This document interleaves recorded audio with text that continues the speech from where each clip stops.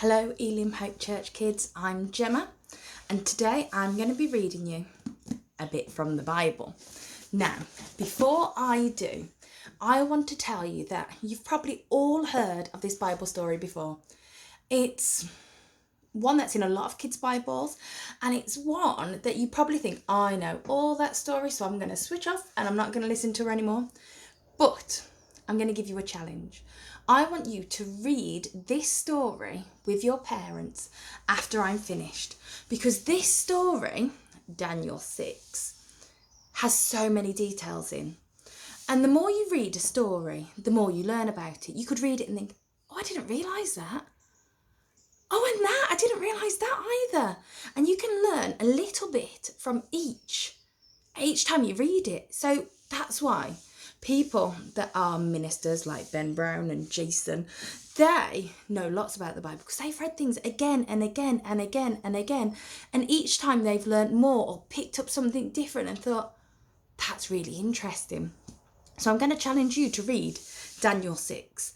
And I'm not going to ask you to read it once. I'm going to ask you to read it a couple of times. Read it today, read it tomorrow, maybe read it tonight, maybe read it in the morning. But I want you to think about the story because there's so many things from it. Now, it's quite a long story, so I'm not going to read it to you. I'm going to tell it in my own way, which means for the facts, you've got to read it. So, there was a man called Daniel. At the end of the story, he's thrown into a lion's den. You all know it, but there's more to it. So, Daniel worked for King Darius, and he was one of the head people that worked for him, and he was going to put him in charge of the whole kingdom. And the other people that worked with Daniel did not like it.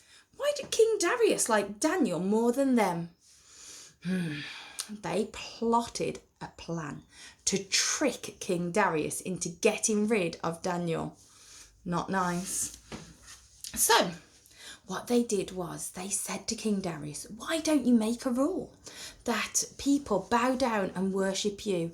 And if anyone bows down to any other gods or prays to any other gods, they'll be thrown into the lion's den. King Darius thought about it and agreed. And he put it in place, made the rule that if anyone prayed to any other gods or spoke to any other gods, that person that prayed to any other gods would be thrown into the lion's den.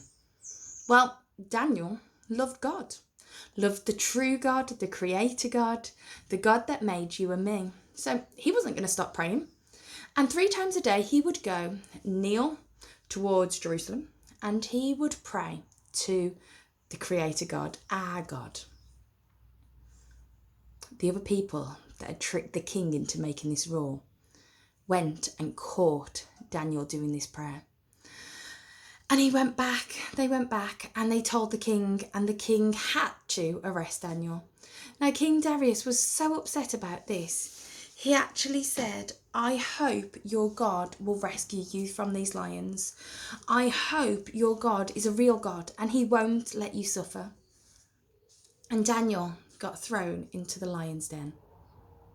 Now, some of you are thinking, well, that's the end of the story. Daniel gets gobbled up, eaten for lion food, and that's it. But that's not what happened. King Darius went home and he worried and he couldn't sleep because he was so upset about his friend Daniel being thrown into the lion's den. He prayed to God that he would be safe. Do you know what? It says the following morning, King Darius went to the den of lions where Daniel had been thrown in, hoping not to see his body all gobbled up. But when he got there, the king was overjoyed and gave orders to lift Daniel out of the den. Daniel was alive. He hadn't been gobbled up. And when Daniel was lifted from the den, not a single wound was found on him because, it says, he had trusted in God. He had trusted in God.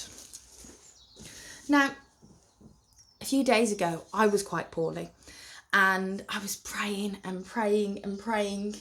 And one day I got really upset and this story came to me and God said, Daniel 6, Gemma, If Daniel isn't afraid to be in the lion's den and trusted in God, you can trust God that I will get you through this poorliness.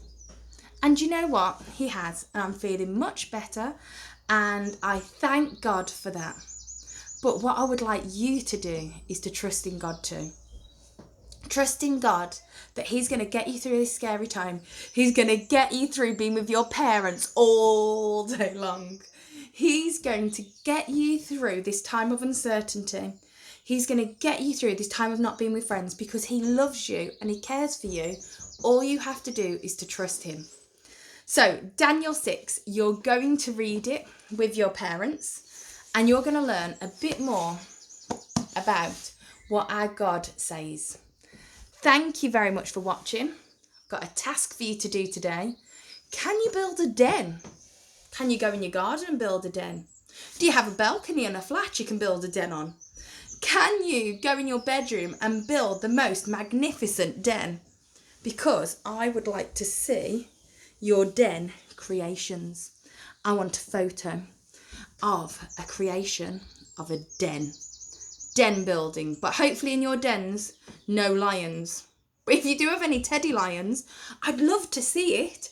Put your lions in your den and act out the story of Daniel and the lion's den. Thanks for watching.